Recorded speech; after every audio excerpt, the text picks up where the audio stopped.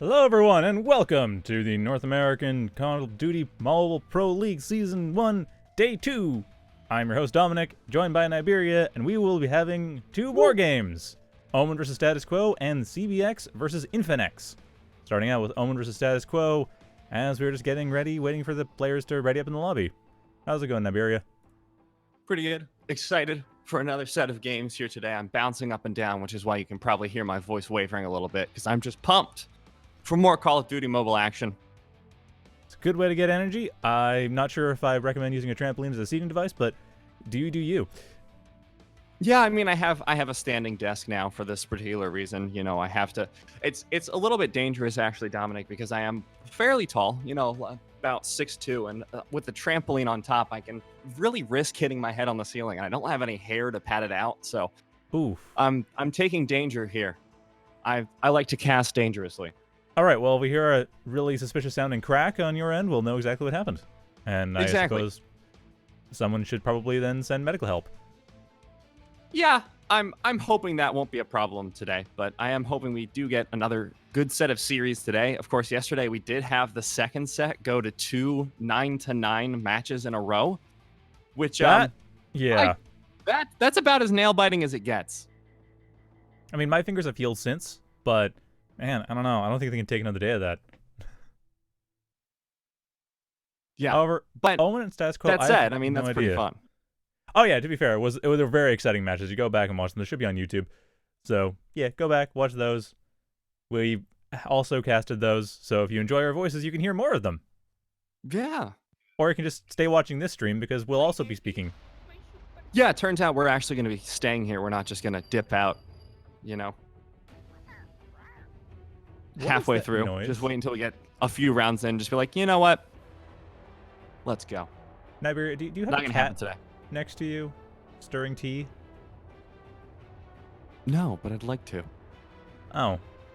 Wow, I'm sorry. I didn't mean to make you feel bad, but I just heard something that sounded like that, so I want to make sure.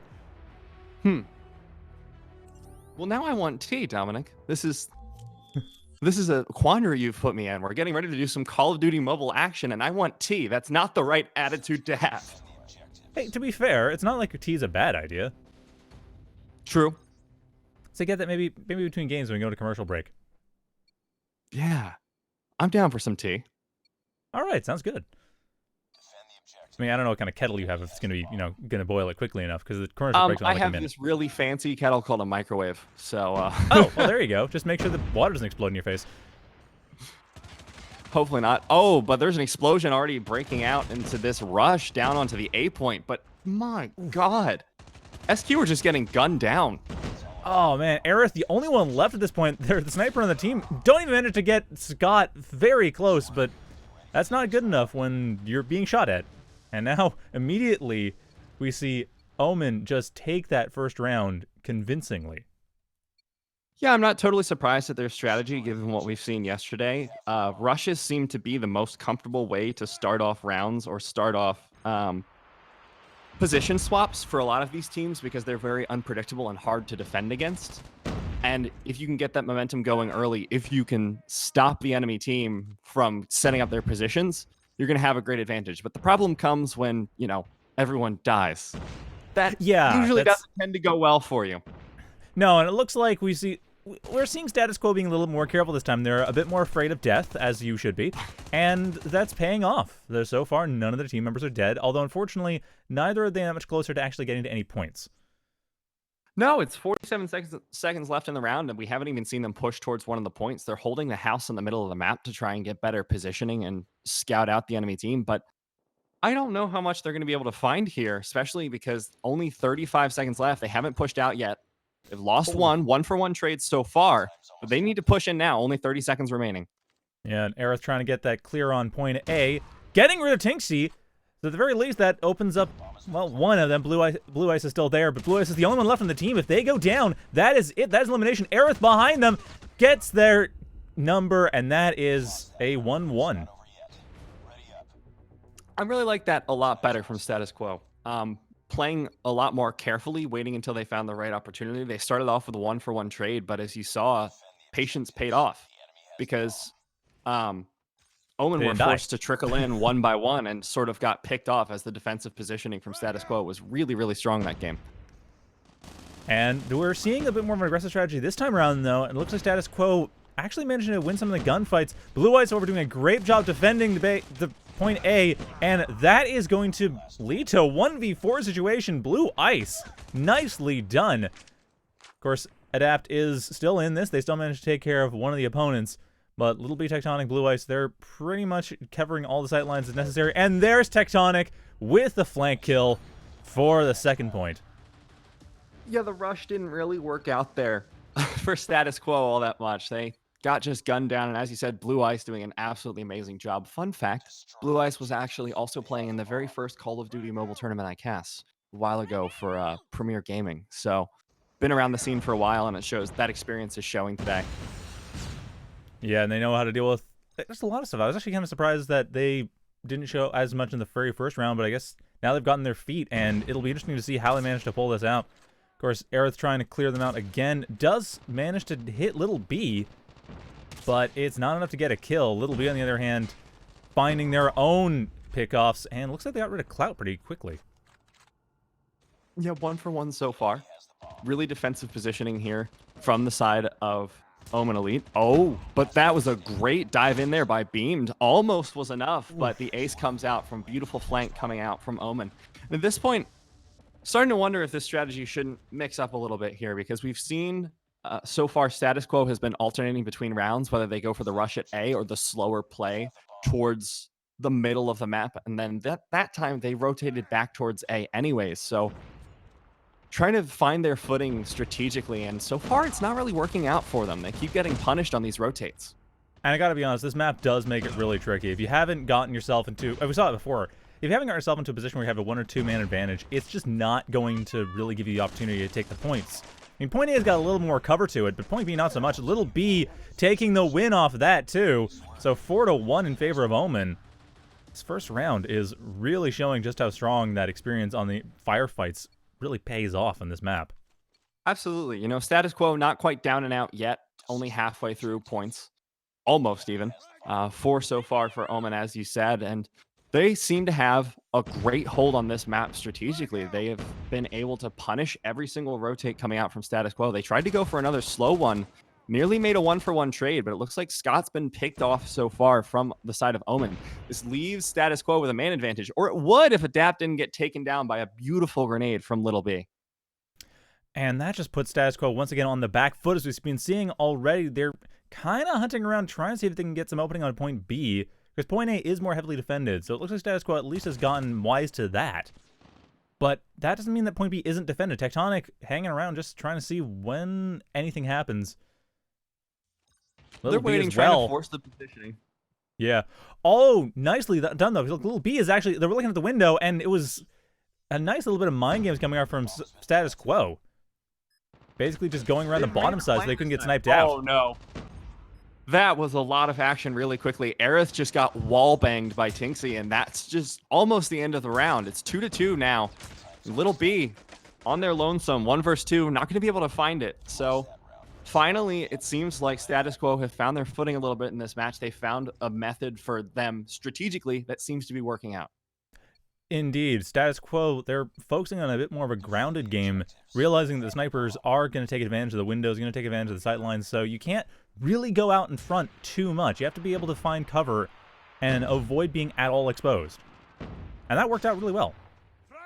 Yeah, 1-for-1 trade so far. Tinksy goes down as well in the ensuing firefights here. The teams are meeting up around the A point, so it's all on who gets the better sight lines at this point. Looks like Tectonic looking for the flank, finds it, but gets taken out by Aerith. And I really like the way that Beam set that up, too. Really nice positioning behind that wall to make sure that they basically couldn't get flanked. As long as no one was inside the fenced garden, they were fine, and no one was. Now it's 30 seconds, as Little B once again being the only one left on Omen, forced to try to defend in a 1v2. They are the sniper, and they could get a good angle on this. They know where their opponents are.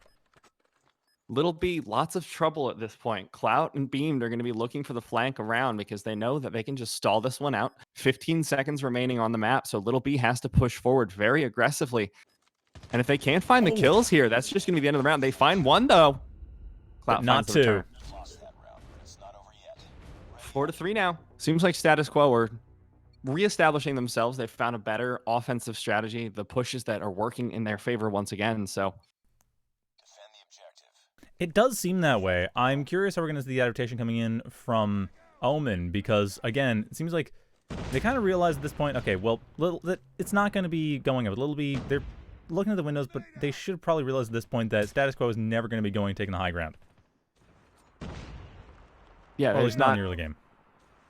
Yet to find a shot through those windows, this Little B, but rotating around as a result. Aerith trying to get some picks off, and now finally there might be some use for covering those windows, but it's so late in the game. Little B isn't quite prepared for it, and Little B's down. This means Aerith has free reign of the sniping, so all those long angles are no longer safe for the side of Omen. And Aerith looks to be taking advantage of that, covering point A and forcing status quo into that walled garden area. Tinksy, however, covering point B, Tectonic, and mostly Tectonic, just hanging around point A, trying to find if anything happens, but no, Tectonic themselves, they do not last long enough. That leaves Scott and Ice as the only remaining members. Point B under some protection from Scott, but Beamed takes them out. There's the plant down onto A. Only one person left. Blue Ice has to find the 1v5 clutch, but it's just not going to happen. A perfect ace coming out here from Status Quo, who've absolutely turned this match around. Yeah, and they have one more round before the side switch happens, so they've obviously they want to win as many points as they can, especially considering early on in this particular match we had, what was it, 2? Like this game we had 4-1 at one point in favor of Omen. Yeah. It would have been a decisive lead going into the side switch, but now it's going to be once again even into the side switch, 5-4 either way. Aerith's going to be looking for a very aggressive position here onto Little B, who's taking the same position as before. This time actually has paid off, though. Spotted Aerith through the windows. Now there's going to have to be a lot of maneuvering there between the sniper battle, and no one's really feeling comfortable enough to push at this point. They're rotating around, maybe trying to find their way onto A through the side. Cloud, and that's exactly what Aerith is doing. They're past the tank. Yeah, Cloud's back there too. Tinksy's down, Little B's, and Scott's the only one's up, and both of them are hanging around point B. So there's the plant happening. It feels at this point, Dominic, that this is just the gunfights going for Status Quo's way. There's no way, in my mind, that Omen did not see that coming. They had the defensive positioning on A. They knew people were coming, but they just straight up didn't win the 2v2. And that's the key thing, of course. Though I did notice some really nice flanks coming in from Status Quo. They're clearly understanding the positioning game from Omen and knowing how to counter that. Scott Fishy taken out. That is the final kill for this side, or for this before this pre-side switch. Now we're going to see Omen on the attack, and I'm curious how they're going to approach it. I suspect a rush is going to come out first, because we've seen traditionally that every team, their first offense goes for a hard rush, but actually splitting up, not all going for the same point, it looks like. Ooh. Rotating around A, but not full committing. Oh, beautiful snipe by Aerith to take out Little B. It's a huge disadvantage here. Yeah, winning the sniper war we saw yesterday, that can be a very decisive element on this map. Oof. Tectonic taking over the sniping game, but unfortunately not quite able to pick off enough players. Is now 4v2 in favor of Status Quo. Oh, nice shot there, taking out Aerith, making it a 2v3. Blue Ice and Tectonic going to have to find their way through this. They have 50 seconds remaining, so not all is lost. At the very least, they have time to play this rather slowly compared to these usual clutch situations we see. 35 seconds left. Yeah, it's still a tense 35 seconds, though. But time's almost up. Point A is pretty well covered, though, by Status Quo. We're seeing Beam in the wall is trying to find whatever they can as far as actual management. Blue Ice running in. Tectonic and Blue Ice taking out the rest of the team. Beam's the only one left, and they are nowhere near the point. Plant's going to go down at this point. Beam going to try and respond. Oh! Not quite managing to do so. Where's the plant? Blue Ice is being... Oh! Blue Ice does not manage to get through that. The plant gets... Well, it happens, but the defuse is going to be no problem. And now, again, Status Quo continuing to mount their lead. This is, what, 5 rounds in a row? Yeah.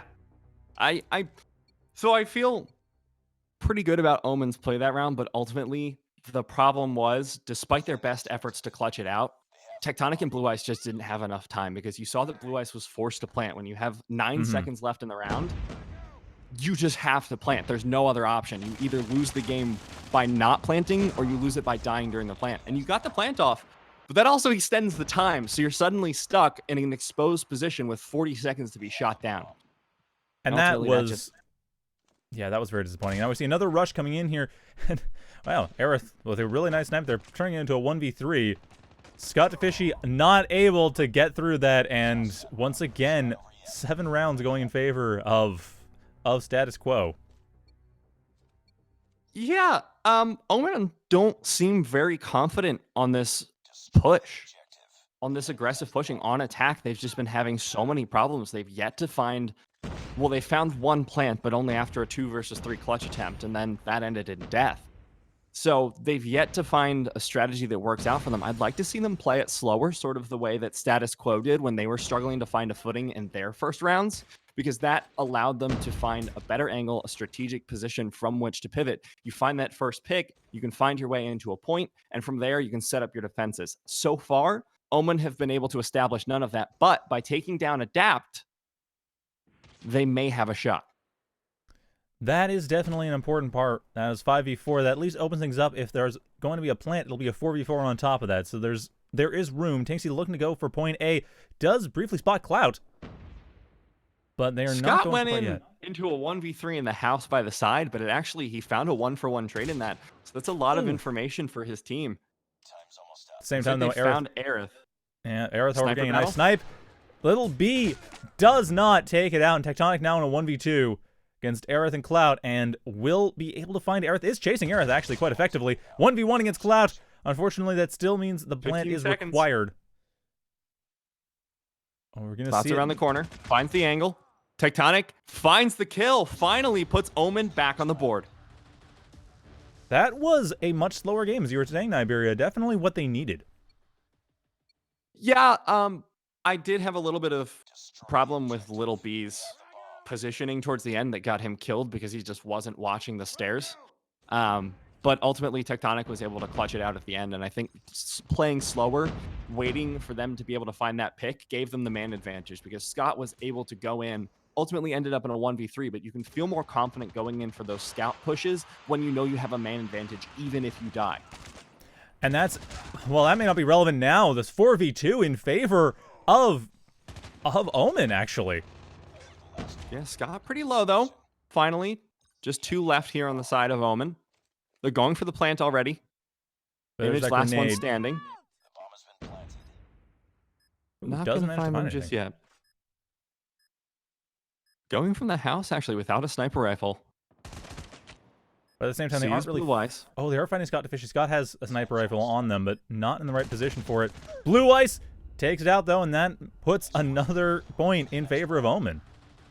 Beautiful gunfight there from Omen, especially Blue Ice. Able to take down Image and stop the push. So now, things are looking a little bit rough for status quo because Omen have finally found their footing offensively. I think they just need to find these picks earlier on as they rotate. So they need to find out whatever the commonalities are in Omen's pushing. And they seem to have already caught someone on the rotate. They picked off the bomb carrier. Tinksy down. So this is a 5 versus 4. Should be able to defend it, but actually they've lost the 2v2. Lost both members. Oh! Nice little opportunity to grenade, though, turning into a 3v3 in total. Aerith and Image trying to push in there, turning it back into 2v2 off the trade, but Little B is doing a great job defending that point, leaving it open for Tectonic to grab the bomb if they want to. Tectonic does not appear to be going for it, just going for the pickoffs instead. Here's the plant coming in from Little B. Will be successful, not going to be interrupted there by Aerith. So Aerith now has 40 seconds to try and snipe off Tectonic before pushing in on the point. If you go in onto Little B without taking out Tectonic, the danger you run is that Tectonic now knows exactly where you are and knows exactly where you want to be. So should be able to get the drop on you. Although, does not seem to be doing so. Shot. They don't know what angle is coming in from. It is only 1v2, but... Oh, is Aerith going to be able to pull this off? No, they're not. Tectonic getting the flank on that. Aerith did not spin over to do it, and that is going to even out the round. Or even out the 7-7 game. So far. Getting close to another swap, just 2 more rounds. Or 3 more, actually. I can't math today. It's fine. I learned one thing that I've never actually listened to, which is never do math on air. And it seems like someone did math on the trajectory of that grenade because Aerith beautifully took out Little B. I've never seen a sniper battle decided by a grenade before, but I'm looking forward to seeing more of it. It does seem to be more common. I think yesterday there might have been one that kind of came down to that too. Although right now, Aerith is just showing off. They got all the sniping skills now. Taking off Scott as well. Oh, but Adapt gets taken down. It's now a 3v3, 3v2. Blue Eyes trying to hold the point here. And Tectonic and Blue Eyes. Yep. Beamed, however, is not able to defend this, so that gives Blue Eyes the opportunity to plant that bomb.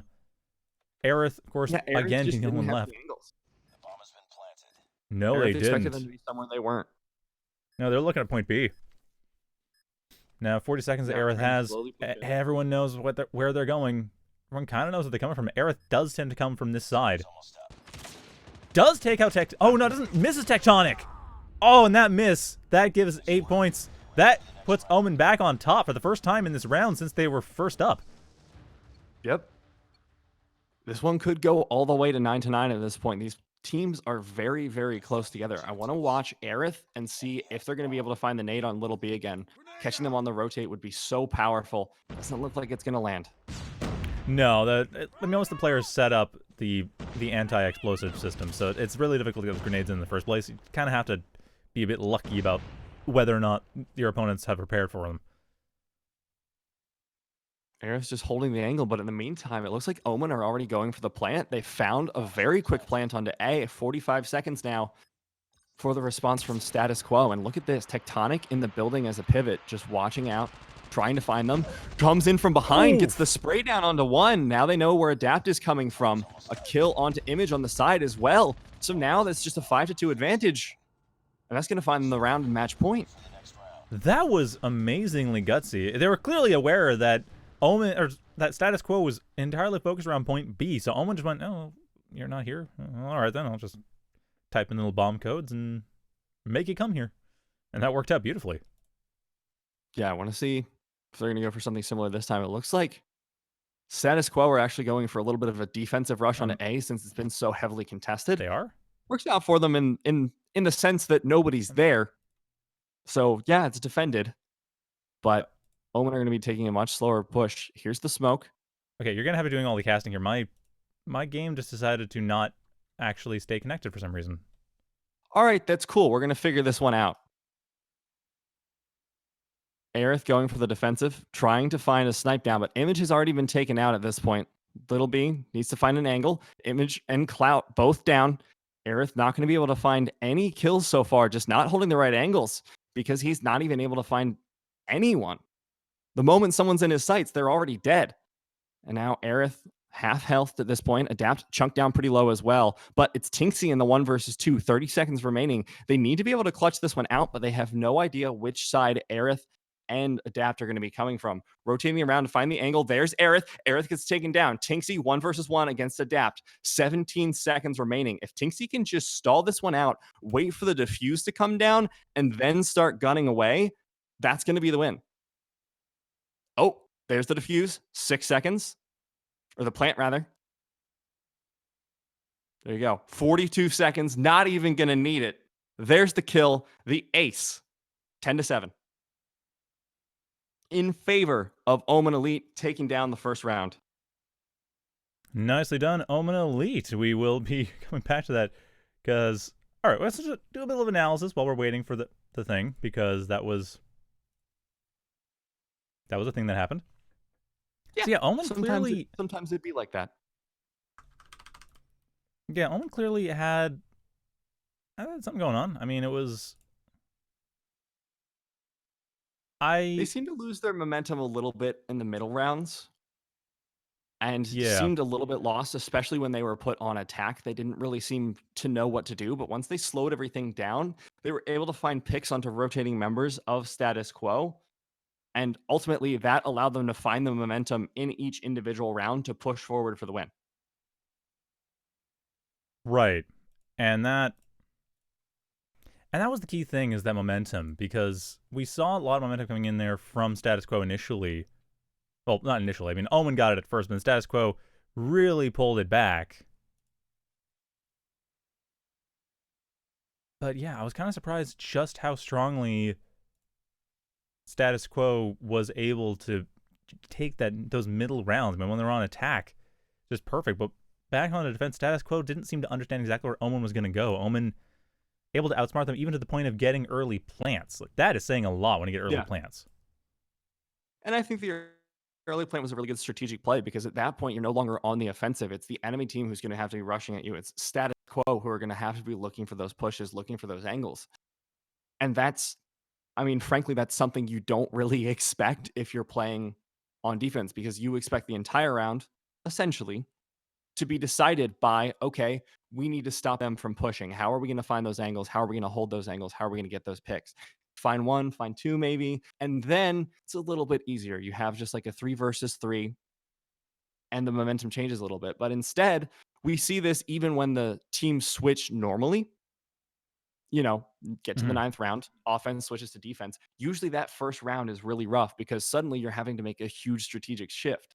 By getting the early plant, that's exactly what Omen were able to establish that same effect in status quo, and it got them a successful win. Yeah, oh, what the... Sorry, we're running into small technical issues on the actual streaming end, I'm afraid.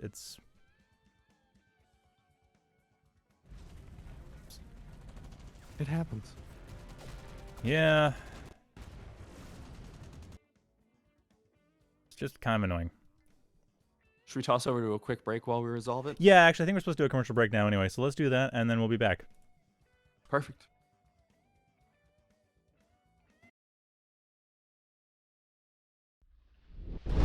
Do you have what it takes to compete against the best in the world? The best in the world. Can you make it to the top 100 in your region? How about the top 5% on your favorite console? Find out by competing on the competitive platform in the world. DrBattles.com is where competition lives. DrBattles.com, where competition lives. Alright, welcome back. We're just getting the last little bit of technical stuff dealt with as we're waiting on to this next match. And it looks like we might actually have a replacement for Aerith. Unclear if there will be roster swaps at this point. Aerith is back in the round though, so it looks like everything will be proceeding as normal. Just waiting to get into game on the second map of this series, which is going to be Raid. As it has been for yesterday, so we are going to be getting to that, as that's how this works, is we have two, possibly three matches, depending on who wins, because Omen is up 1 point. So should they win this, they will be up 2 points, and then they'll move on. Well, they'll get 3 points. So the way I think actually Raid might be my favorite map so far in this tournament, because it's usually on Raid that you see the very clever strategies coming out, and the little diversions, push a little bit towards B, then rotate towards A, just lends itself to a lot of creative strategies, especially with the courtyard in the middle. You have to make a lot of considerations about the wide open sight lines, a lot of considerations about how you're going to fake out the enemy team. But it looks like for the start, status quo just going to be rushing towards that B point. And status quo actually not doing too badly rushing, I mean losing 2 in the process, and managed to get a trade though. Now 4v3, Clout heavily damaged along with Image, but managing to get trades enough. It's now 3v3 and the plant is happening only 20 seconds into the round. Well, okay, plant was almost happening. Still, there's plenty of time to maintain another plant, and it's a 2v2 for the rest of the match, or for the rest of the round. 2v1, Little B getting taken out by both Aerith and Image. Scott being the only one left to maintain that defense. All up to Scott. Aerith has the angles as the sniper, but if Scott is able to take out Image, might be able to pull this one back. Has to dodge away from the Aerith sightlines. Good use of the statue here to interrupt Aerith's sightlines and to stop the snipes from coming down. Remember, bomb has yet to be planted, so Omen's still on this one. The rotate towards A, though, this is going to be a problem because Scott now has to find an offensive way in. Though Scott, clever, understands that there is going to be that plant, does see it coming, but unfortunately the plant does happen. Image working themselves into a better sniper position, and it looks like they're baiting into Aerith's sightlines, and Aerith coming in here, getting that off the bait. Nicely done for... That's, well, 1 round in favor of status quo right off the top. I thought it was a really clever play from Scott, at least the attempt. Beautiful bait by status quo as well, but I think Scott knew it was a bait more than anything because you could see the slide coming in before he even turned the corner. Unfortunately, it wasn't enough because Aerith was like, all right, I guess I'll just aim down now. But cute little micro plays like that often make the difference in these firefights. But already Aerith and Image have been taken out. Tectonic going to be the trade kill here. Yeah, that leaves Clout and Beamed. Tinks over going down. Scott is able to clear that up, leaving Beamed the only one left on status quo. They don't even have the bomb in their possession right now.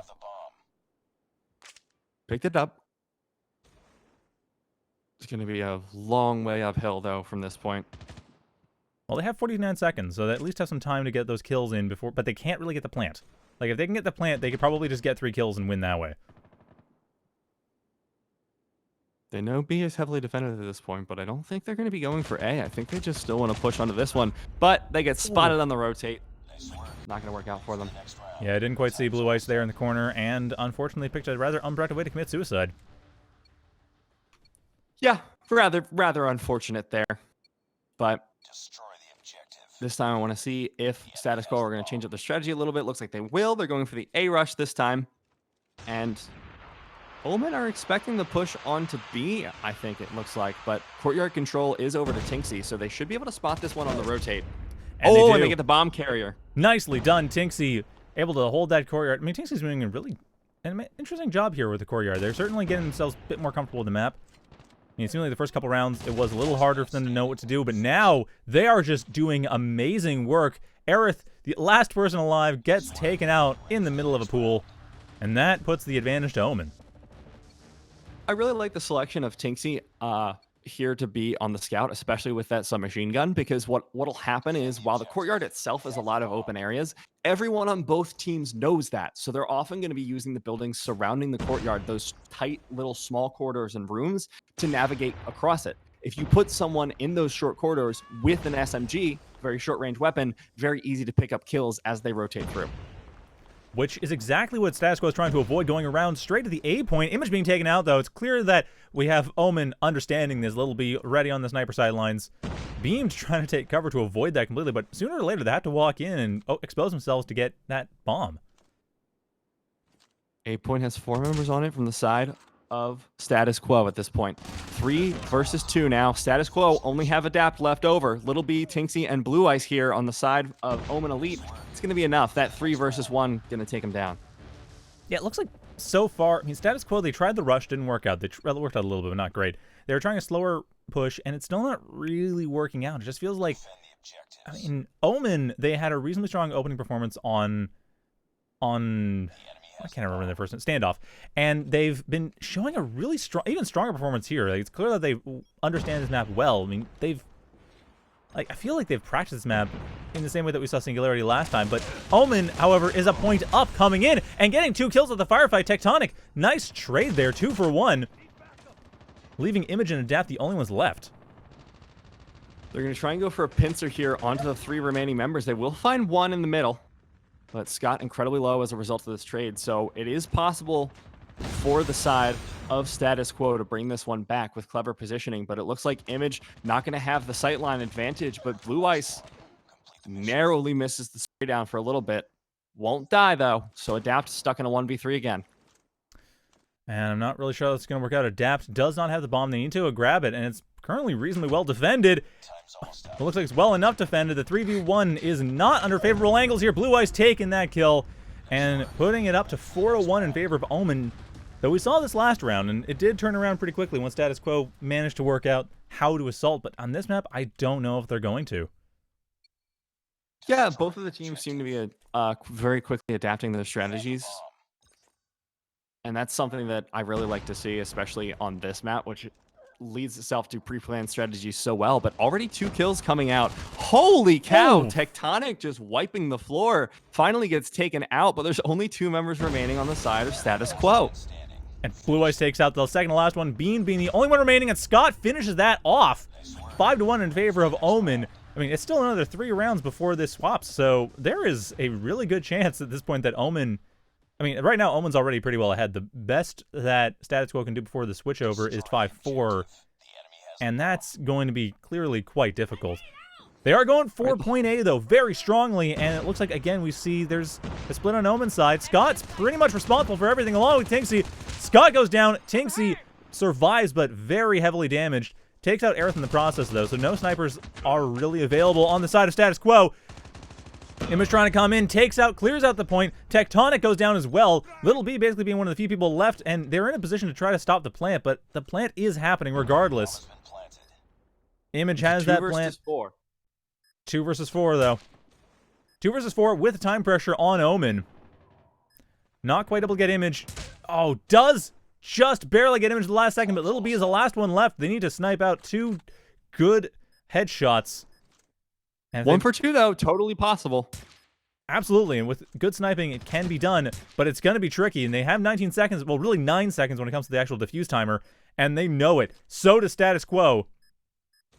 I think this might be a checkmate situation. Oh, desperate play coming in here, and Little B unable to close it out. That gives another point to Status Quo, putting them back on the board. That was way closer than I think it had any right to be. I agree. But I think my problem comes with Omen, because I don't think it was a strategic problem. I think it was just purely a unlucky consequence of how the firefight went out. The heavy rush onto A was very clearly choreographed by the smoke grenade.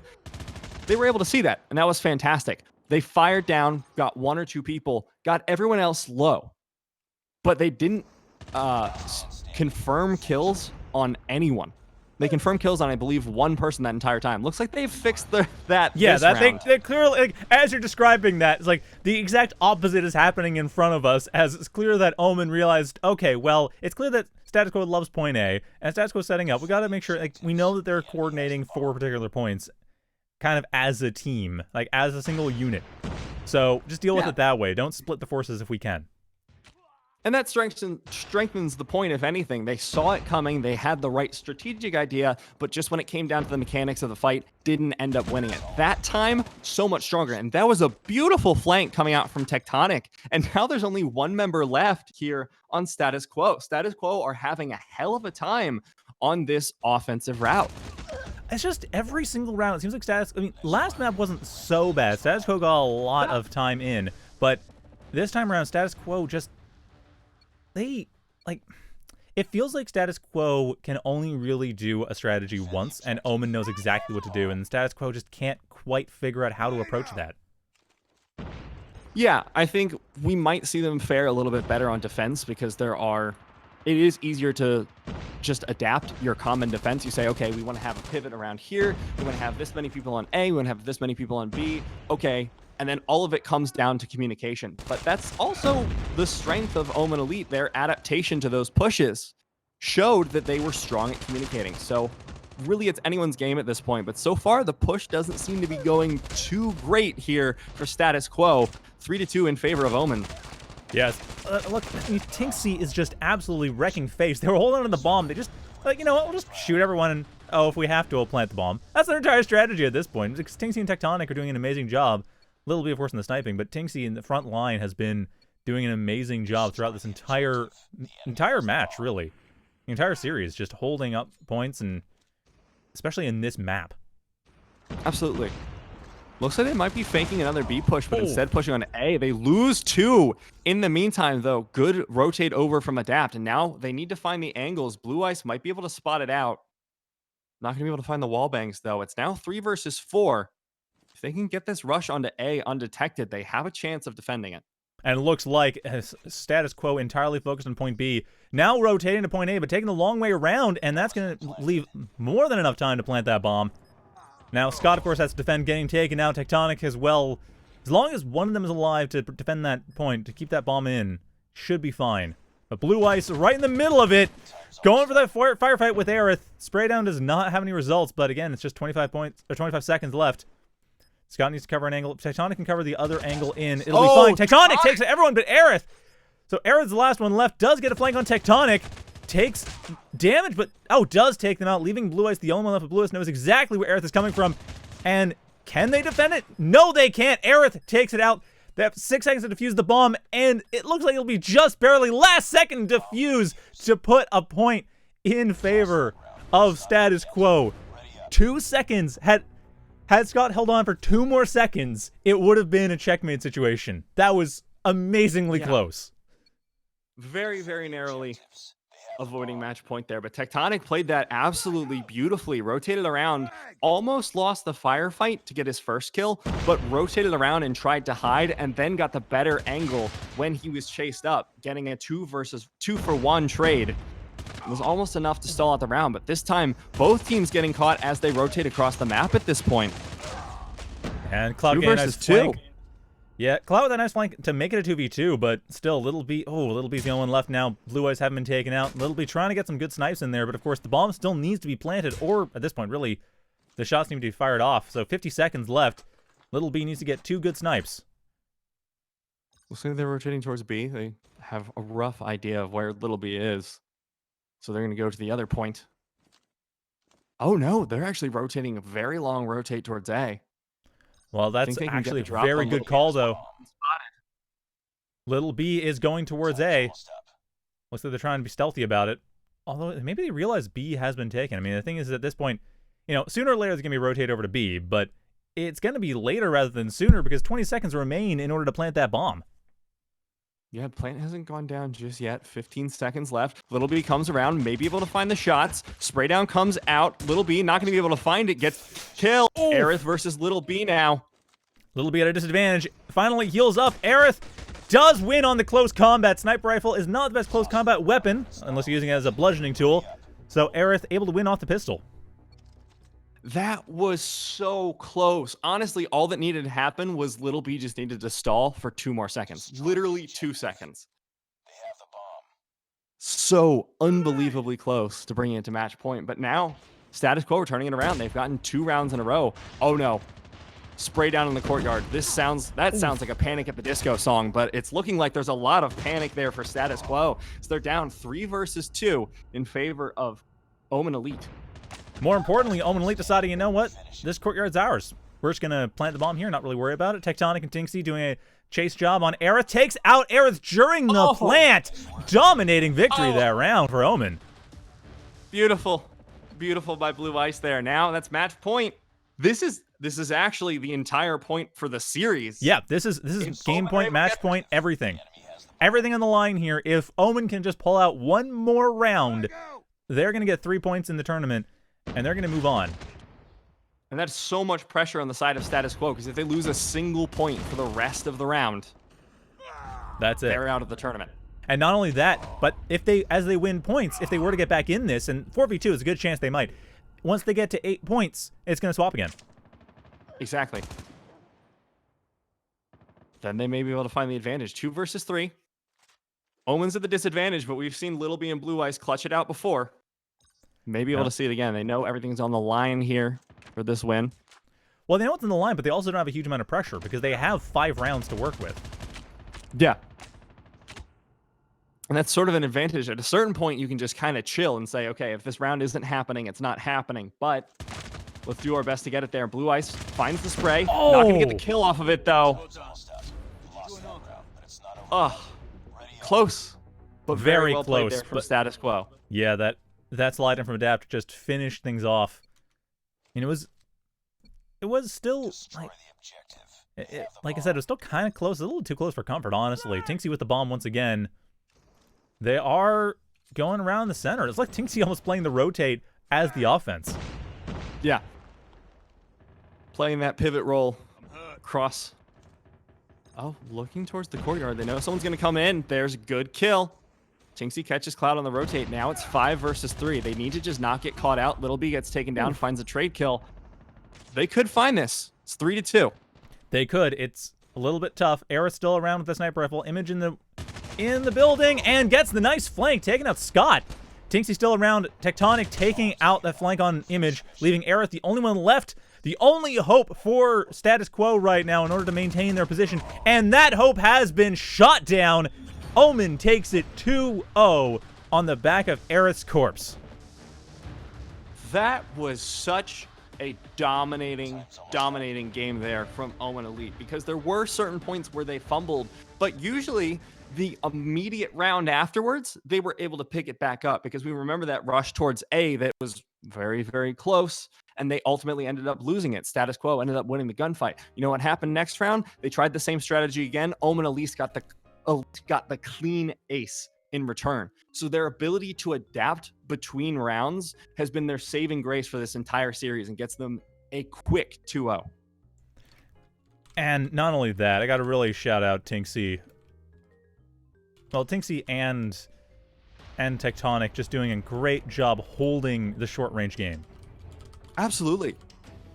Tinksy, for a lot of those rounds, especially when they were on defense, showed such an amazing ability to know where status quo were rotating from, and just able to win the gunfights consistently on every single rotate.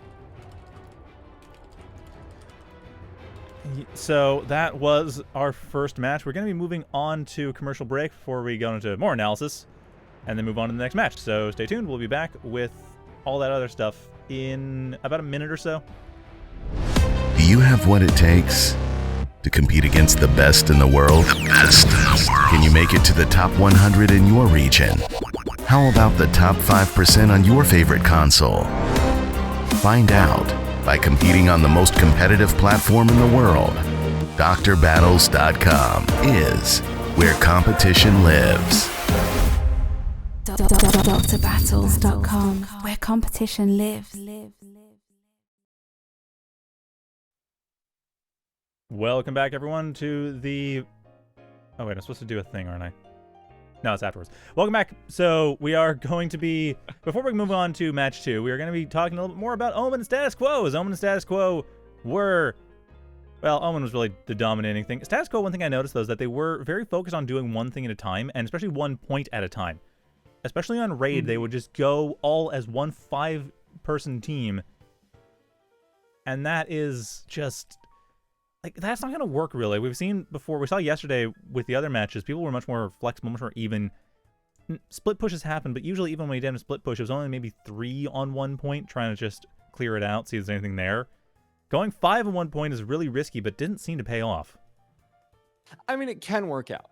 You know, if you just have the better gunfights and you trust yourself to be able to get through before someone can cover the angle, it can work out. Rushes can go very well for you. You can end up on the point early, go for an early rush. We actually saw Omen Elite find a successful strategy with that earlier when they immediately went towards that A point on standoff.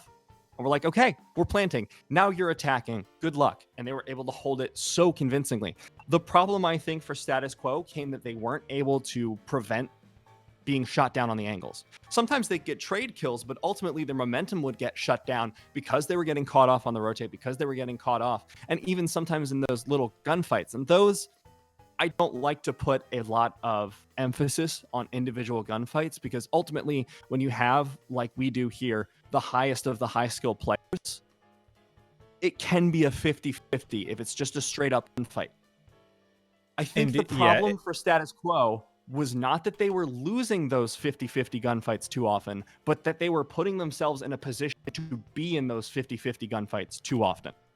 And that is a key element. It's honestly kind of disappointing in a sense, because Status Quo, and they won fewer than half of the rounds in both those matches. I mean, the first one they got 7, but in total it's like, yeah, they won 11 rounds across. Well, yeah, they won. Yeah, 11 rounds to 20. So slightly over half. And that's the thing, is that has got to be painful, because, like you said, they're putting themselves into positions where they're relying on gunfight skills and not considering angles as much, especially on Raid. And we've seen before, Raid does seem to be the kind of map that you have to be playing around. And honestly, I think part of it, like, I think Standoff was more of a map for the team deathmatch mode. Like, Raid feels like it was built specifically for search and destroy. Yeah, I can see that. And especially because I think one of the neat things about Standoff and where it shines, especially in competitive, is it allows a lot of the more mechanically gifted players to show off a little bit, because you have that statue, you have the tank, you have the tractor, all of which to dive behind. You know, both today and yesterday, we saw a lot of clever uses of cover to get behind, win out gunfights, hide angles, stuff like that. But ultimately, the strategy is pretty simple from almost every time. We didn't see a whole lot of B pushes, but every time we saw an A push, you have the defending sniper going to be looking for that house in the middle of the map. They're going to be watching that angle. The other sniper going to be somewhere. Doesn't really matter, but every single time, and this is not ripping on Aerith or Little B. This is just how the map tends to be played out. We saw yesterday as well. B is too vulnerable. That's the problem, is that with point B, you have basically there's a sight line from kind of in between point A and B on, I guess, the northeast side, you could say, that can spot both of them, or very easily spot for both of them. Yeah. And that's something which means that B isn't really safe. A, at least you have areas, despite that have some cover. B, you really have the objective, and that's it. Yeah, and with A, you have a lot of maneuverability. You know, there's that little corner because you have the tractor to hide behind, you have the bomb site itself to hide behind. There's a little corner between which we've seen a lot of cool plays, like that 1v2 that Aerith tried to take, got shut down. But we've seen other people clutch out that very same 1v2. So there's a lot of action points on that map, in that specific A point, that are really cool mechanically. But strategically, it can leave you a little bit strangled, I feel like, because at a certain point, you are just going to have to take a gunfight. Whereas on raid, it feels like there are positions from which you can say, okay, we don't want to take any straight up engages right now. Let's just try and cover these angles. Let's try and cover these houses and get a pick off. That I have not seen been as consistent on standoff. And a lot of times it comes down to those mechanical plays. So if you have a team where I feel like this is true for Omen Elite, where if you have a team that is very strong strategically, standoff, you can see a little bit of inconsistency. But when you get over to raid, when you get over to firing range, there's a lot more room for strategic expression, a lot more room for the power of adaptation. And I think Omen Elite showed that beautifully. Absolutely. But we are going to be moving on to the next match after a short break. So we'll be having the short break and then we'll be back. So don't go because we won't. Woo! Stay tuned.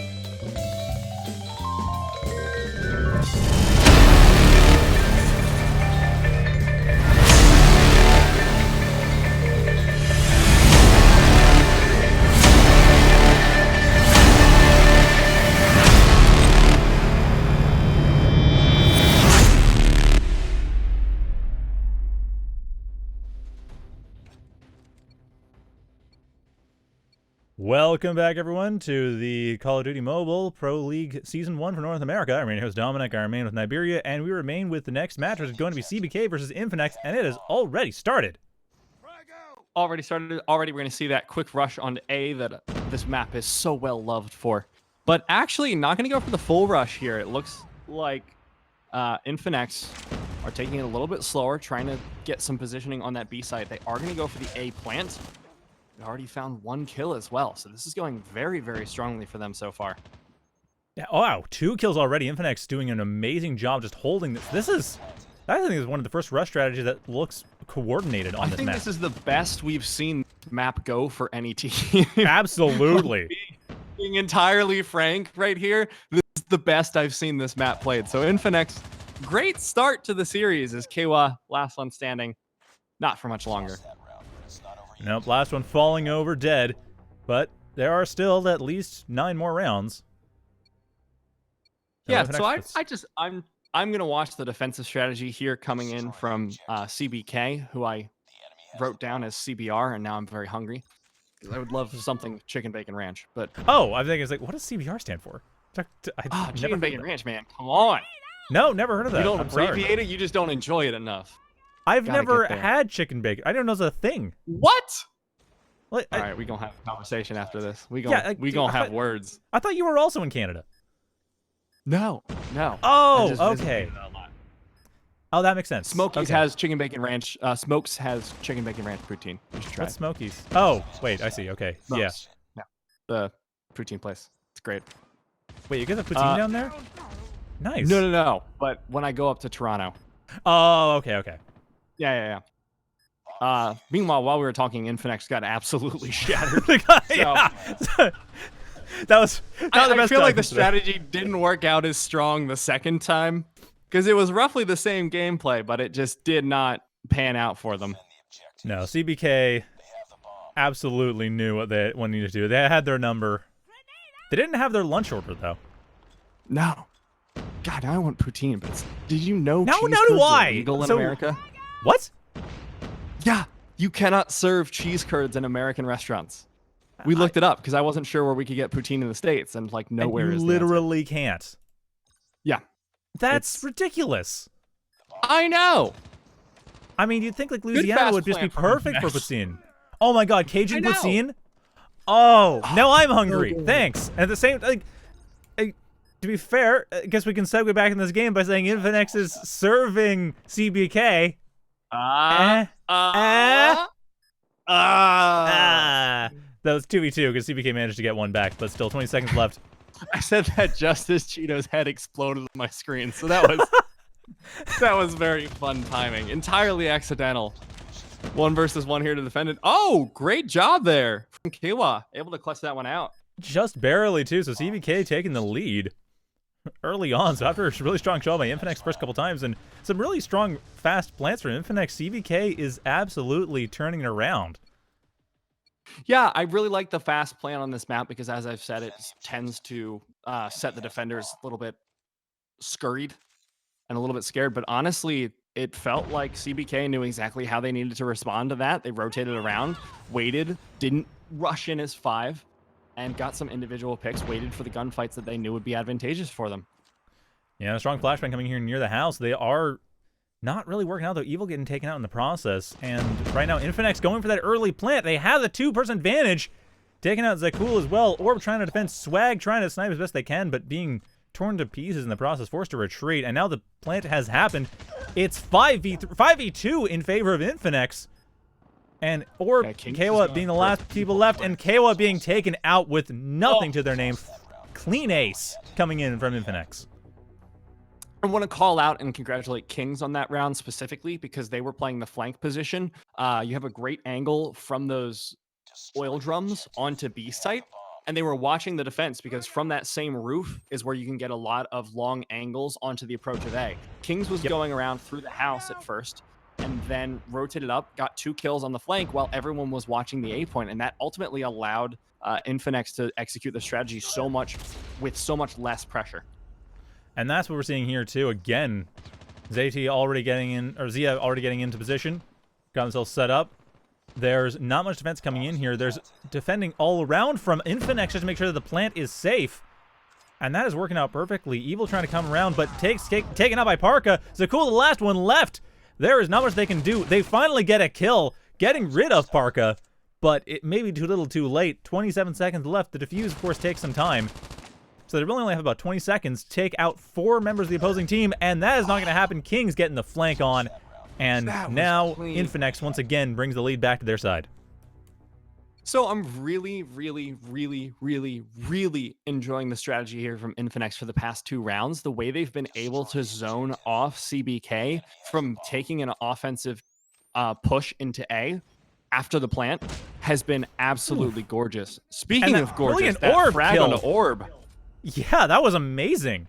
I mean, Swag trying to get some revenge kills, but really can't find anything past the tank. That allows for another early plant. Zia just completely dominating that, and an ace before the plant is even complete.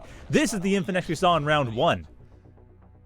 Yeah, and again, I think the key to their strategy so far has been the strength of Kings as a flanking member and the backup that he's able to receive, because he was pushing in the same flank that he's been doing for the past few rounds. This time he got challenged, and immediately you saw behind him, Parka goes in for the rotate, goes in for the defense, ultimately dies for it, but they did win the gunfight 2 for 1.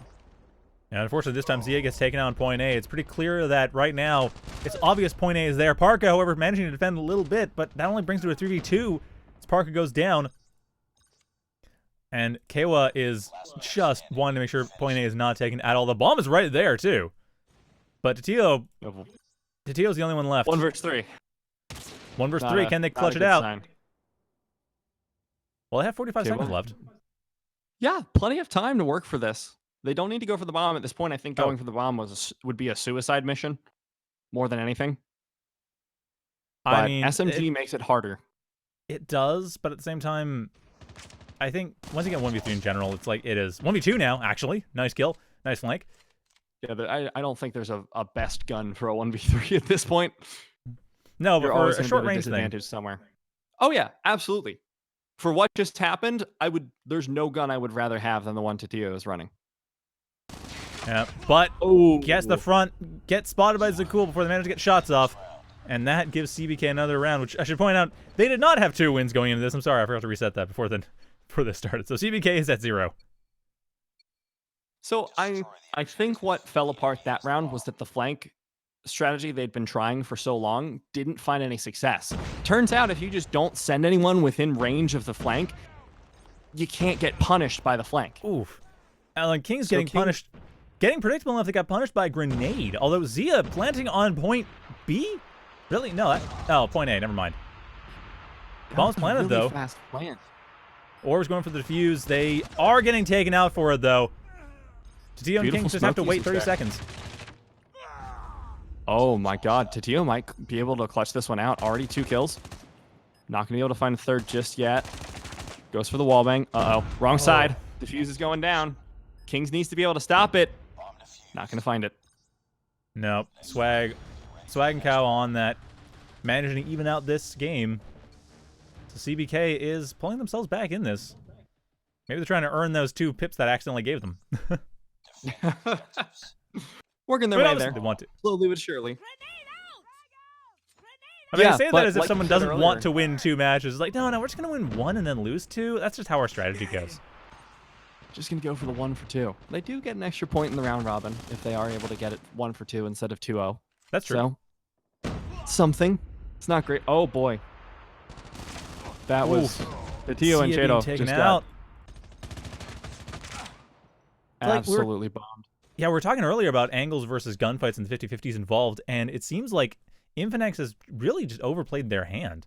CBK knows exactly where to look, exactly where anything's going to come out. Parka does manage to get a nice flank going, but that is almost just a lucky kill at this point. Yeah, I mean, it's a 2 versus 4. Any way you slice it, this is going to be an incredibly hard round for Infinex. But as I say that, it's a 2 versus 3, so... 2v2! 2 versus 2. What the hell, Kings? You can't just get away with this. We're trying to make strategic points. Nope, 2v1. Kings just going with the assault, hell? like just AR snipes. That's how you do it. All right, Zakul. versus Parka, last one standing. Oh my God. Parka getting a They slight might be able to advantage clutch this there. out. Are they going for the plant? Oh, they're going for the plant on A. I don't agree with this. Zakul is Smart. going in. The timing is going to be really tight. But it comes in. Zakul does not approach in the process. That opens things up. Parka does go down. Zakul has plenty of time to go for the defuse. Unfortunate.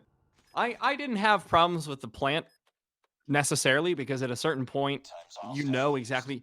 Parker saw exactly where Zakul was. So you know that there's only so quickly you can get to the defuse point, and if you stand behind, you know that the fastest route to get to you is not fast enough to stop you from planting. That's fair. That's fair.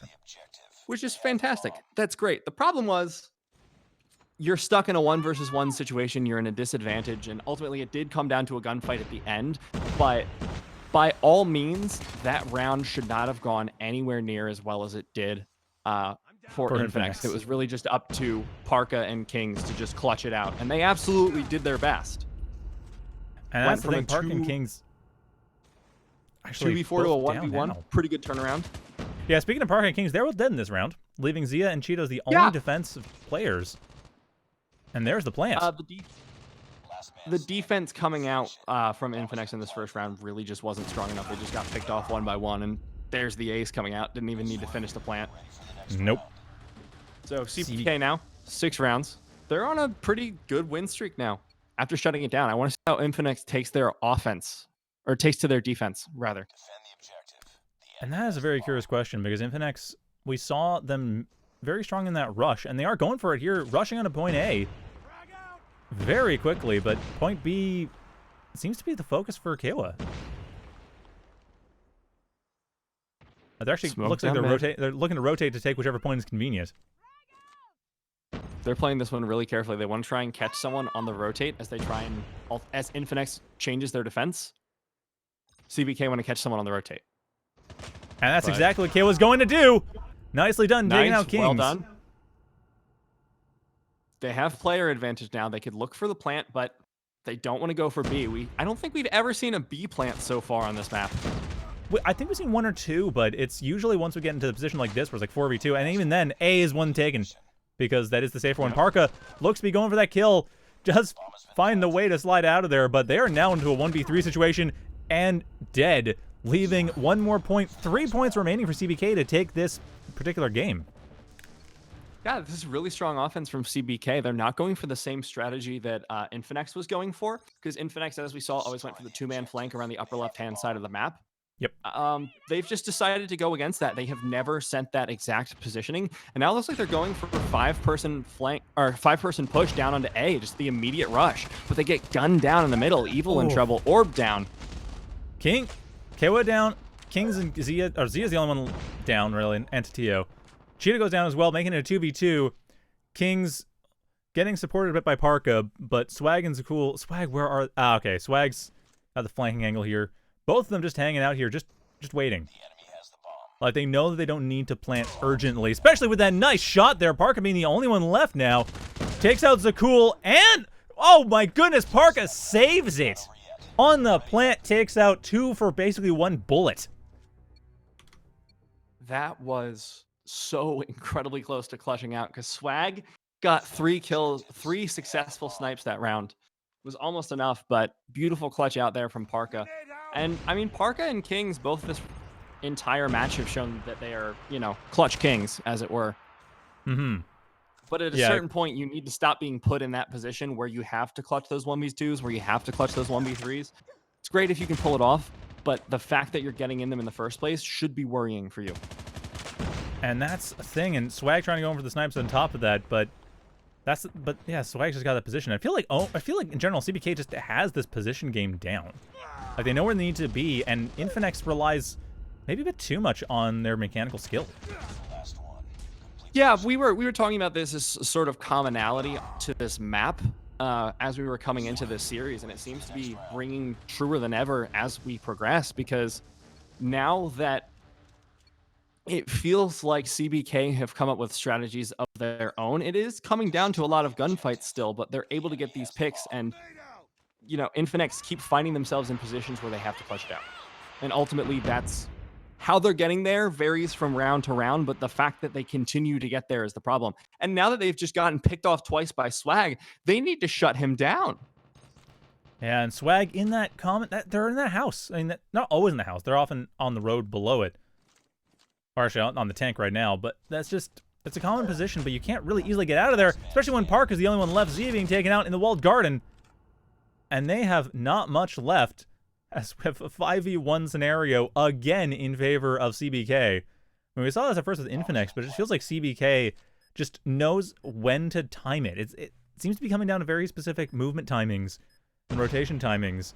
And CBK they aren't rushing, they're just being very assertive with their positions. Went for a very offensive push onto Parka to try and shut them down, and around 40 seconds faster. Look, I'm going to be honest, I appreciate them trying to save us time, but at the same time, I don't know if that's necessarily worth it. Like, yeah, it's a 1 versus 3, and you're getting the flank from every single conceivable angle. But there is no way they should be able to get out of that. But right, yeah, it's Parka. They've clutched 1v2 before. It's not inconceivable that they could clutch 1v3. Why put yourself there for the risk? Ooh, speaking of risk, though, Cheeto and Orb being both taken out off a trade. Looks like Kawa coming out of their little rotation spot. And they aren't managing to get any kills. King's able to dodge that behind the tank. So still managing to stay in this. It looks like Kings will be able to spot out maybe some enemies. No, they get flanked by Kiwa and Zakul, taking them out completely. That opens up the man advantage. Kiwa looks to be going towards point A, supported by Evil. So Evil, they're going to actually have to survive this. They do manage to take out Zia. Tatio taken out as well. Park is the last person left. They get a kill of their own, but are taken out, and that is going to be it. CBK taking 1 pip of the 2 I mistakenly gave them earlier, going up 1-0. Really good job there from CBK. I mean, I think a lot of the problem that was showing itself later in the rounds, especially after, well, obviously after CBK were on the offense, because that's how they won the later rounds. But Swag was just not getting shut down in that sniping position. A lot of times on this map, like we were saying before, the strategy is one sniper. The sniper on defense goes and looks towards that house in the middle of the map, holds that window, doesn't find it, looks for the other sniper. The problem was Swag, it felt like Infinix could never nail down where Swag was going. And as a result, Swag was able to just get these free picks across the map on the rotates, free picks on pretty much the entire team. And, you know, one round, Swag got 4 kills. That should not happen. The sniper should be the most scared person on the team because you're going to have grenades thrown at your head. You're going to have the other sniper on you because the sniper gives you so much utility in controlling those long angles. And it was a really good adaptation, I think, from Infinex to use those smokes down the long hallway. That's great. You're going to stop the snipes from coming through that angle, but you also didn't get any offense going. You didn't get any kills off the back of the smokes. So ultimately, didn't get anything going into the push. Yeah, and I also got to point out, it felt like CBK actually did find a strategy. Like, we've said before in this map how it's not as strategic, but CBK, they seem to just know, like you said, there was variety in where they placed their sniper. There was some variety in how they approached. They tended to be very careful about making sure they got that 1 or 2 unit pick off before they start going in. And they knew as long as they got rid of Kings and Parka, they were perfectly fine. Yeah. But anyway, for now, we're going to be moving on to a short commercial break. So stay tuned after that, and we'll be back with the next match, or next game of this match. Do you have what it takes to compete against the best in the world? The best in the world. Can you make it to the top 100 in your region? How about the top 5% on your favorite console? Find out by competing on the most competitive platform in the world. DrBattles.com is where competition lives. DrBattles.com, where competition lives.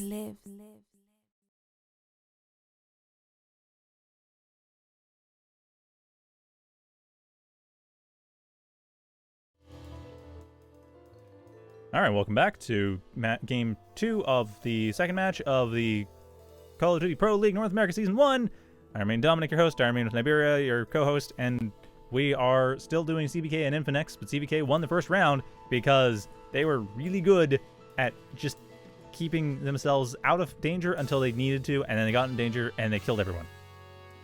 Yeah, killing everyone I've found usually seems to be an effective strategy. I've yet to see a match that was lost off the back of killing everyone.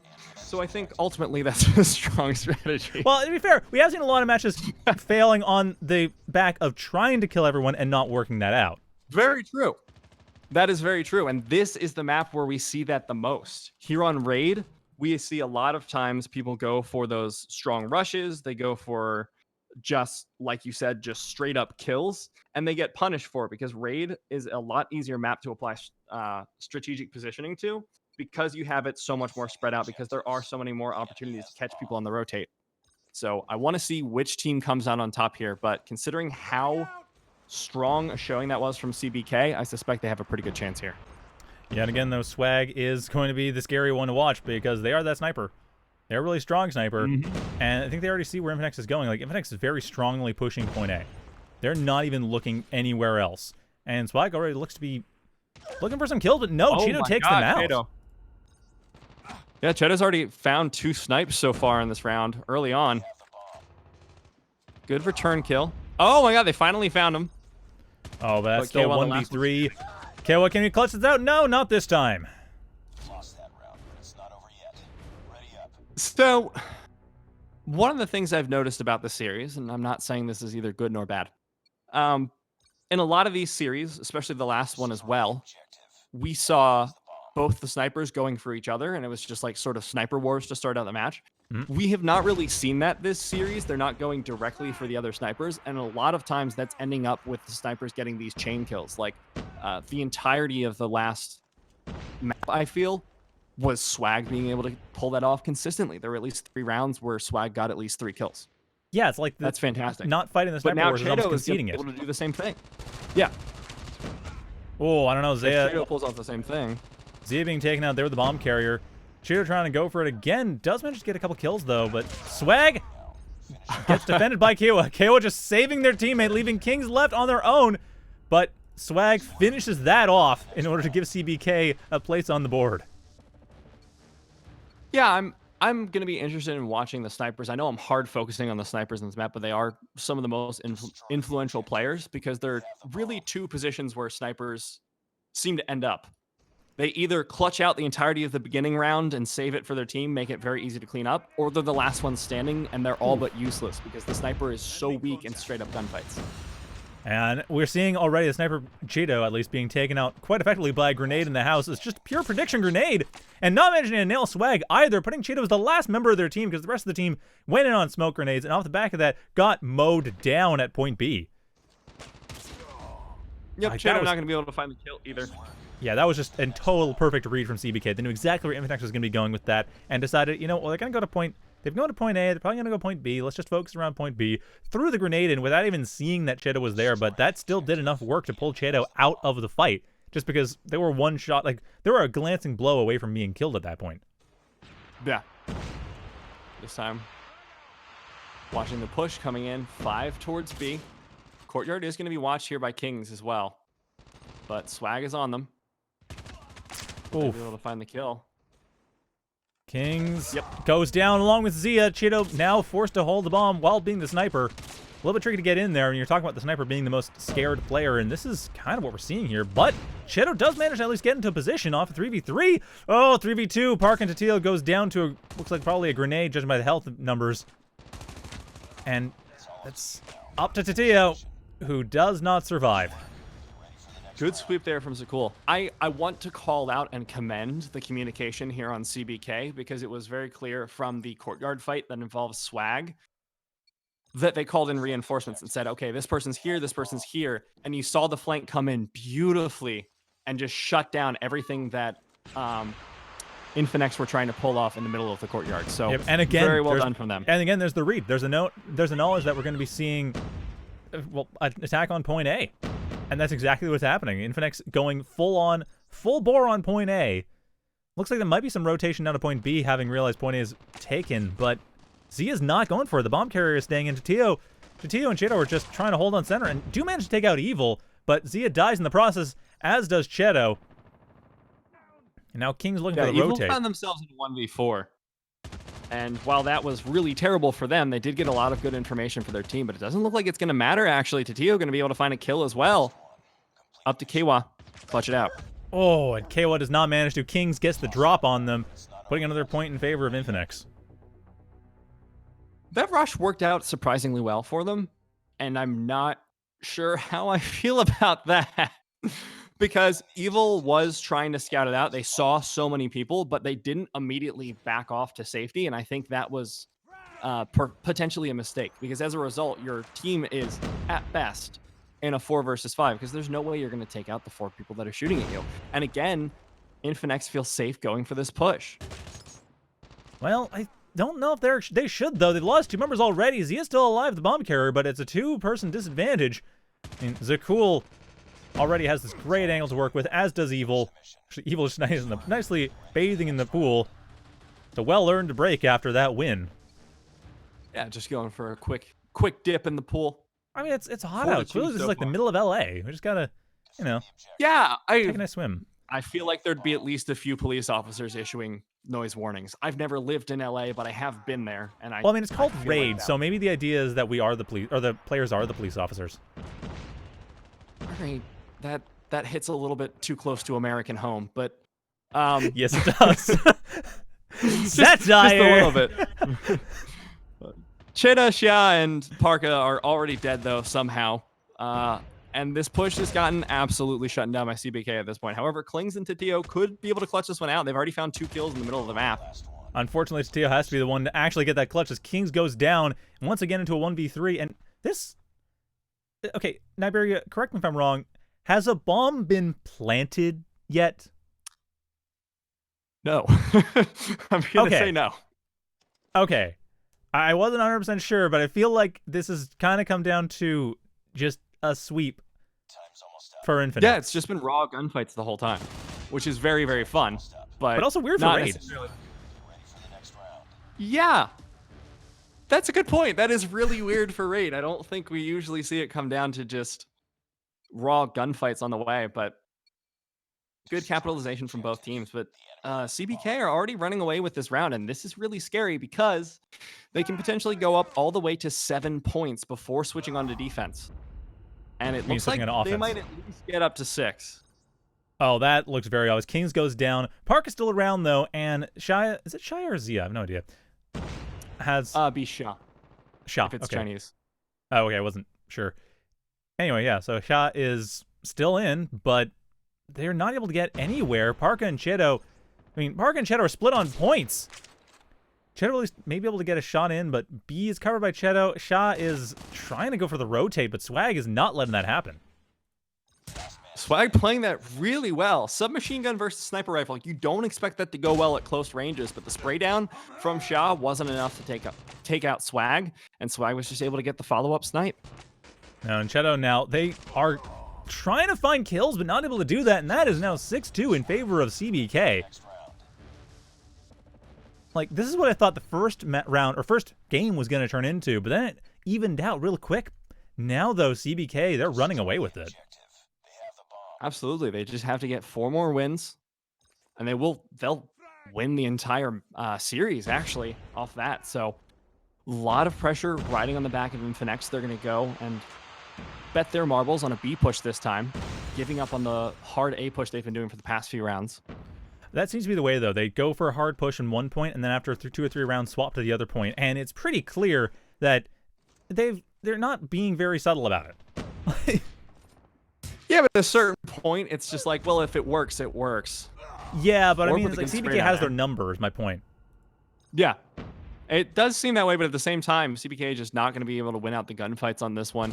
Evil might have good enough positioning on this. The timing's gone, though. Shah's already planted the bomb, so now it's just a matter of taking out Cheeto and Xia without actually getting hit too far themselves, but that's going to be a tricky thing to do playing around that statue. Cheeto on the snipes does get the nice headshot, and that puts another point in favor of Infinix. So CBK and Infinix 6-3 onto the side switch. Now, Infinix is going to have to be stuck on defense, so I'm going to expect a rush coming in here from CBK. It's the easiest offensive play to coordinate, but instead they're going to be sending Swag towards the courtyard to try and act as a pivot and watch people on the rotate, try and get a pick on the way through. Not able to find anyone, but we'll be shooting off shots regardless. No, but that's the sort of play that I like. That's the sort of play that gives CBK the advantage that they've had, is they're not going full on 1 point. They do have some backup. Unfortunately, Evil does go down, but in trade for Cheto and Kings, so it still works out.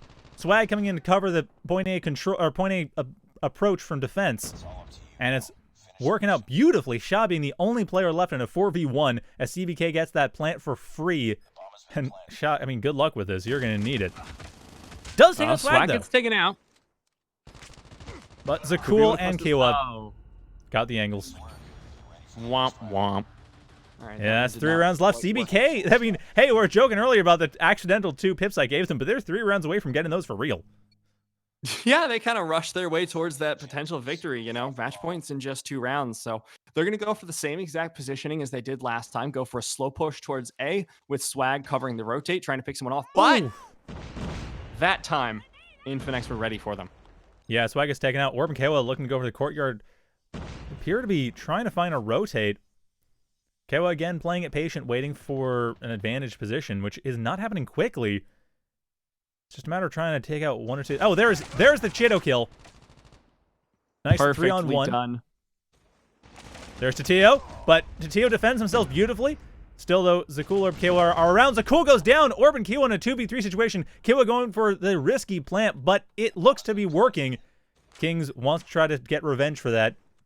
Doesn't manage to get the position in time. Orb going for the shot, going for the aim down. It's not able to see it. Kings playing it smart. But not smart enough. Park and Kings go down immediately. The 2 clutch players go down in a heartbeat. Zia is the only one left. Sha, rather, is the only one left. Orb and Sha, 1v1. Orb just smoke grenading themselves, trying to buy themselves time. That's all they need to do. Just buy time, buy position. They don't manage to do that. Sha gets it with 4 HP, putting another point on the board for Infinex. It was so close. Beautifully played by Orb, winning the 1 versus 2, but it just wasn't enough. And Sha, having picked up the sniper rifle, was able to clean off their side of the map. Ultimately, all you need. Get down that 1v1. That's what they did. So now, looks like Infinex making their way slowly back in. That's 2 rounds in a row that they've won, but CBK, no pressure on them just yet. Not yet, but it is getting a bit closer. We do see, again, Swag over the center, along with Kewa, actually. Everyone's kind of rotating in the courtyard. It looks like CBK trying to play opportunistically, rather than focusing on a particular point. Yeah, I think it is the smarter way to play, but they did just spot out a few members. So take out Barca. Barca's down. Sha Cool Shag's taking those well. Beautiful flank from Swag. That opens everything up. Kewa going for the B plant.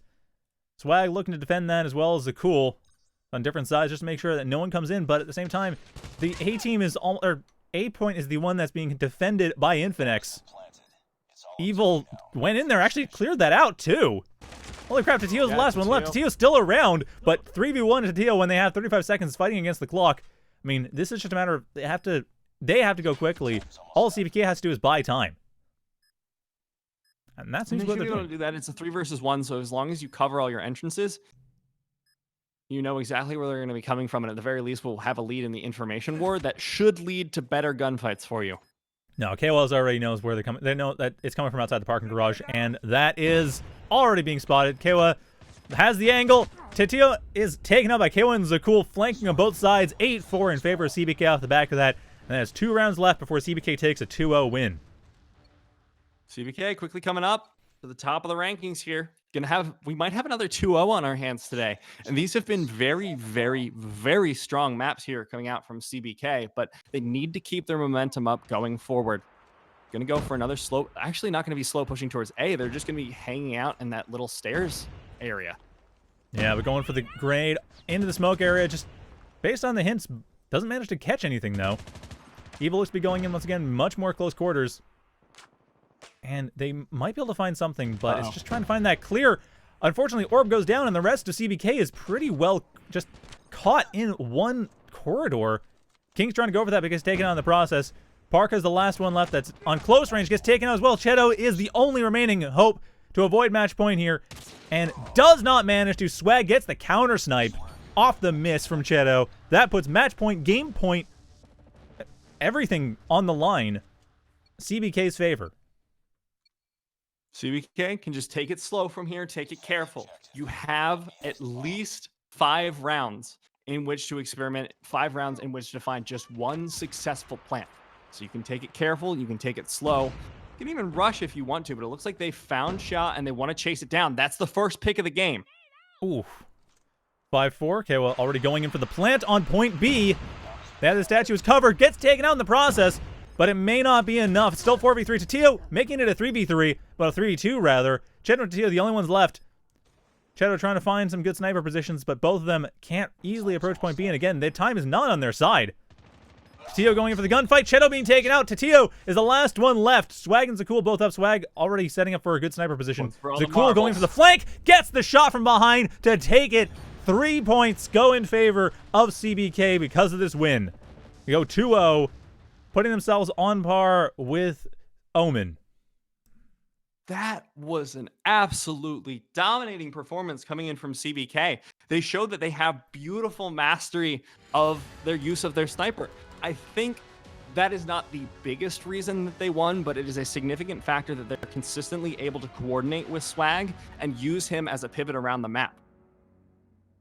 In addition, we saw a lot of strong strategizing coming out from them that it didn't feel like Infinex had some very good answers to. They were strong when they were able to find gunfights. We remember that one round where Evil was the one to spot out the hard A push, and then they just got absolutely blasted down. But when it came down to slower gameplay, slower fights, that was when CBK showed their strength. So that was exactly it. And CBK, they're going in strong because now at this point, CBK and Owen are both 3-0. Of course, this is round robin. Next week, we are going to be having CBK against Status Quo, who had a bit of a hard time against Omen today. Tribe against Omen, that'll be very interesting because Tribe and Omen were both quite strong teams. Though Tribe had to go 2-1, but it was still there. Infinix versus Infinix versus Status Quo? I think there's a misprint on this. I have to double check that. So apparently Matrix, not sure what's happening with Matrix here. Someone's going to have to... Yeah. So Matrix is going to be against either CBK or Infinix, but they were also doing reasonably strong. And then Merciless GG versus Singularity. That'll be interesting. Both Merciless GG and Singularity, they were... Like, Singularity did a great job in Raid. Merciless GG was very much still focused on the clutch games and focused on using their sniper as well. So it feels like that'll be a really interesting meeting of worlds. But that'll be next weekend. February 29th and March 1st. But that is going to be it for today. Thank you all for watching. I hope you enjoyed that. And again, thank you, Niberia, for co-commentating with me. And thank you to Lexi and Ronan for helping to organize this, as well as EasyTrade, who is half sponsoring this, half organizing this. I believe they're the main person organizing the Call of Duty Mobile Pro League. Soul as well. Soul as well. Can't forget Soul. Thank you for that. But now we're just going to have a commercial break for this Dr. Battle thing. So watch that, and then we'll see you next week. Bye. Bye. Do you have what it takes to compete against the best in the world? The best in the world. Can you make it to the top 100 in your region? How about the top 5% on your favorite console? Find out by competing on the most competitive platform in the world. drbattles.com is where competition lives. drbattles.com, where competition lives.